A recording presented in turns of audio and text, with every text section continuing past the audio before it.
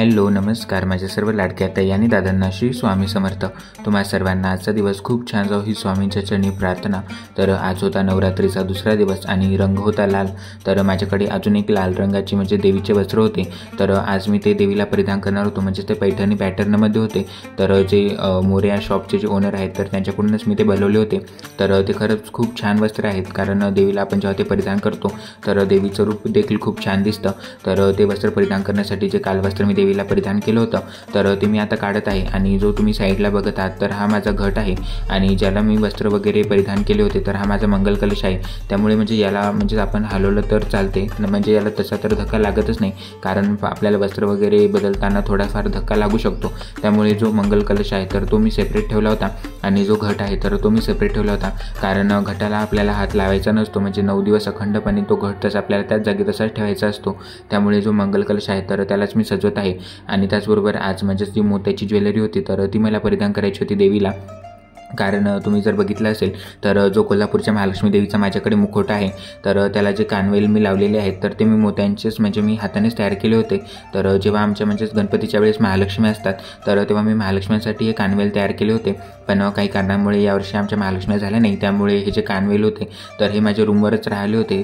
तर देवीचा जो मुखवटा होता तर त्याला मी ते परिधान केले। कालच्या व्हिडिओमध्ये तुम्ही ते बघितलेच असेल, आणि आजच्या व्हिडिओमध्ये देखील म्हणजेच मला आता रेड कलरची थीम करायची होती, त्यामुळे माझ्याकडे एक लाल कलरची नथ देखील होती देवीची, तर ती मला परिधान करायची होती। पण प्रॉब्लेम असा झाला की ते चेहऱ्यापेक्षा मोठी ती नथ झाली होती, कारण ती नथ जी आहे तर ती मी म्हणजेच महालक्ष्मींच्या मुखवट्याच्या साईजच्यानुसार मी ती बनवली होती, कारण जो महालक्ष्म्यांचा जो मुखवट्याचा साईज असतो तर तो म्हणजेच माणसांच्या मुखवट्या एवढाच असतो, त्यामुळे त्याला मोठी साईज लागते। तर ही म्हणजेच खूपच जास्त मोठी होत होती। आणि जेव्हाही आपण ज्वेलरी वगैरे परिधान करतो देवीला किंवा मुखवट्याला तर तेव्हा अशा प्रकारे करावी की त्याला म्हणजे ती शोभेल, नाहीतर आपण कधी कधी ज्वेलरी म्हणजेच मोठी किंवा मुखवटा छोटा अशा प्रकारे जर केलं तर ते दिसायला देखील चांगलं नाही दिसत। त्यामुळे नंतर मी ती नथ चेंज केली, आणि जी मोत्याची म्हणजेच आपली पारंपरिक जी नथ आहे तर तीच नंतर मग मी मुखवट्याला परिधान केली। त्यानंतर जे म्हणजेच वस्त्र मला देवीला घालायचं होतं तर ते देखील मी घालून घेतलं। तर हे पैठणी पॅटर्नमध्ये आहे, आणि याचमध्ये मी अजून 3 कलर त्यांच्याकडून बनवले होते। तर पुढे आता व्हिडिओजमध्ये तुम्हाला ते दिसतीलच, म्हणजेच आता जसे जसे आपले वार येतात, म्हणजेच जे पहिला दुसरा तिसरा असे दिवस येतात तर रंग देखील आपले चेंज होतात देवीचे। तर त्यानुसार मी देखील जो घटाचा म्हणजेच जो मंगल कलश आहे तर त्याचे देखील मी चेंज करणार आहे वस्त्र। तर आजचा रंग होता लाल आणि कालचा पांढरा होता, पण पांढऱ्या कलरचे वस्त्र माझ्याकडे नव्हते, त्यामुळे मी लाल कलरच्याच वस्त्रांचा यूज केला होता। तर ते कोल्हापुरी पॅटर्नमध्ये ते वस्त्र होतं, आणि हे जे लाल कलरचं वस्त्र आहे तर हे पैठणी पॅटर्नमध्ये आहे। त्यानंतर त्याच्यावरती मी जी मोत्याची ज्वेलरी आहे तर ती मी परिधान केली, आणि त्यानंतर जो मुकुट आहे तर तो मी नारळाला म्हणजेच लावून घेतला, कारण नारळ देखील मी म्हणजेच मुकुटाच्या साईजचं घेतलं होतं, कारण मुकुटा छोटा नारळ मोठं, कधी नारळ छोटं होतं किंवा मुकुटा मोठा होता। नंतर मग जो मुकुट आहे तर ते नारळाचं वजन झेलत नाही, त्यामुळे शक्यतो तुम्ही पाहूनच नारळ घ्या। म्हणजे जेव्हाही तुम्ही मुकुटा वगैरे नारळाला लावत असाल तर तेव्हा नारळ म्हणजेच मुकुटाचं वजन नारळाने घेतलं पाहिजे, अशा प्रकारे तुम्ही ते अरेंज करा, नाही तर ते म्हणजेच खाली देखील पडू शकते। त्यानंतर जो चुनरी होती तर ही देखील चुनरी म्हणजेच जो कालचा ड्रेस होता तर त्याचीच आहे, म्हणजेच जो कोल्हापुरी पॅटर्नमध्ये जे वस्त्र आहे तर त्याचीच ही चुनरी होती, कारण या पैठणी पॅटर्नमध्ये ज्या चुनरी आलेल्या आहेत तर त्या म्हणजेच आपल्याला प्रॉपर लावता येत नाहीत, त्यामुळे मी ते लावत नाही। तर ज्या चुनऱ्या माझ्याकडे अवेलेबल आहेत, म्हणजेच जी ओढणी माझ्याकडे पहिल्यापासून अवेलेबल होती तर तिचाच मी यूज केला होता। त्यानंतर जे मंगळसूत्र मी मंगल कलशाला घालत होतो, म्हणजे जे चंद्रकोर पेंडंटचं मंगळसूत्र आहे तर ते देखील मी आज लावलं होतं। आणि त्यानंतर देवीचं जे स्वरूप आहे तर ते गजरा लावल्यानंतर पूर्ण होतं, तर गजरा लावला की लगेचच देवीचं जे स्वरूप आहे तर ते कंप्लीट झालं, आणि त्यानंतर मग मी लगेचच आरती करून घेतली। आणि स्वामीसेवा देखील मी करत असतो, म्हणजेच आता नवरात्री चालू आहे त्याचबरोबर स्वामीसेवा देखील आपल्याला करावी लागते। नवरात्रीच्या दुसऱ्या दिवशी दुर्गा मातेच्या ब्रह्मचारिणी रूपाची पूजा केली जाते। आज शारदीय नवरात्रीचा दुसरा दिवस आहे। ब्रह्मचारिणी माता वैराग्य, तपश्चर्या आणि ज्ञानाची देवी आहे। देवी ब्रह्मचारिणी कठोर तपश्चर्या आणि ब्रह्मचर्य पाळतात। ब्रह्मचारिणी या नावाचा अर्थ 2 शब्दांनी मिळून बनलेला आहे। ब्रह्मा म्हणजेच तपश्चर्या आणि चरिणी म्हणजेच आचरण करणारी। नवरात्रीच्या दुसऱ्या दिवशी ब्रह्मचारिणी मातेची तपस्या केल्याने व्यक्तीच्या जीवनातील सर्व अडथळे दूर होतात अशी मान्यता आहे। ब्रह्मचारिणी देवी ही ज्ञान आणि विद्येची देवी आहे।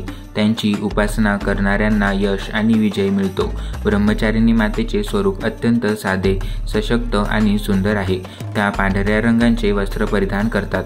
देवीच्या एका हातात अष्टदलची माळ आहे आणि दुसऱ्या हातात कमंडलू आहे।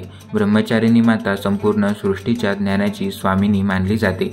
त्यांच्या हातात असलेली अक्षमाला आणि कमंडलू शास्त्र, तंत्रमंत्र आणि आध्यात्मिक ज्ञानाचे प्रतीक आहे। माता खूप शांत स्वभावाची आणि दयाळू आहे। भक्त भाविकांनी त्यांची पूजा करतात तेव्हा त्या लवकर प्रसन्न होतात। ज्या भक्तांनी खऱ्या मनाने उपासना केली त्यांच्या इच्छा पूर्ण होतात अशी मान्यता आहे। नवरात्रीचा दुसरा दिवस ब्रह्मचारिणी मातेला समर्पित आहे। पांढरा रंग पवित्रता, शांती आणि साधेपणाचे प्रतीक आहे। हा रंग देवीच्या तपस्वी आणि शुद्ध रूपाला दर्शवतो। ब्रह्मचारिणी देवीला पांढरा रंग समर्पित असल्याने या दिवशी पांढऱ्या रंगाचे कपडे परिधान करून पूजा केल्यास देवी प्रसन्न होते असे म्हणतात। ब्रह्मचारिणी देवीला कोणता नैवेद्य दाखवावा? ब्रह्मचारिणी मातेला खडीसाखरेचा नैवेद्य खूप प्रिय आहे, म्हणून नवरात्रीच्या दुसऱ्या दिवशी दुर्गा मातेच्या ब्रह्मचारिणी रूपाला खडीसाखरेचा नैवेद्य दाखवल्याने देवी प्रसन्न होते। देवीला पिवळ्या रंगाचे वस्त्र अर्पण करा, पिवळ्या रंगाची फुले आणि फळे अर्पण करा।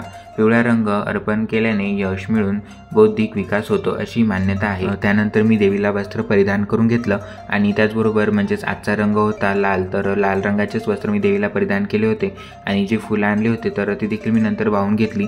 तर जो महालक्ष्मी देवीचा माझ्याकडे फोटो आहे छोटा, तर हा मी घटाच्या समोरच ठेवला होता आणि घटाला देखील मी चांगल्या प्रकारे सजवलं होतं, म्हणजे त्याच्यावर चुनरी आणि जी वेणी आहे तर ती मी समर्पित केली होती। त्याचबरोबर जी नथ होती तर ती देखील मी घटाला लावली होती। त्याचं जे रूप आहे तर ते देखील खूप छान दिसत होतं।